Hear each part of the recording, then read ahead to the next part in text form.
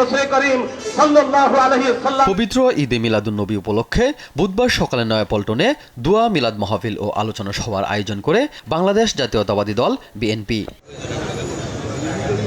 দেশবাসী সহ মুসলিম উম্মার অসীম শান্তি ও অফুরন্ত কল্যাণ কামনায় সকাল থেকে কার্যালয়টিতে দলে দলে আসতে থাকে নেতাকর্মীরা। পবিত্র এই দিনে মহানবী হযরত মুহাম্মদ সাল্লাল্লাহু আলাইহি ওয়াসাল্লাম এর জীবন ও কর্মের বিভিন্ন দিক আলোচনা করা হয়। আলোচনা সভায় বিএনপির ভারপ্রাপ্ত মহাসচিব রুহুল কবির রিজভী বলেন, মহানবী সাল্লাল্লাহু আলাইহি ওয়াসাল্লাম এর নীতি আদর্শ অনুসরণ করলে মানব জীবনে প্রতিষ্ঠিত হওয়া যাবে।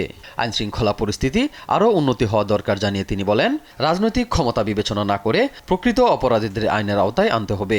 আইনের শাসনকে সুপ্রতিষ্ঠিত করা, আর আইনের শাসন সুপ্রতিষ্ঠিত মানে সেখানে কে ক্ষমতাশালী, কার হাতে বেশি ক্ষমতা, কার হাতে কম ক্ষমতা সেটি নয়। যে অপরাধ করবে সে আইনের আওতায় আসবে, তার বিচার হবে। সাম্যের পথে হযরত মুহাম্মদ সাল্লাল্লাহু আলাইহি সাল্লাম এর আদর্শ অনুসরণ করলে দেশে কোনো অশান্তি বিশৃঙ্খলা থাকবে না জানিয়ে স্বরাষ্ট্রমন্ত্রী সালাউদ্দিন আহমদ বলেন, দেশের আইন শৃঙ্খলা পরিস্থিতি রাতারাতি পরিবর্তন সম্ভব নয়, তবে গত 6 মাসে অপরাধ সংগঠিত হওয়ার সব অপরাধীর বিরুদ্ধে ব্যবস্থা নেওয়া হয়েছে।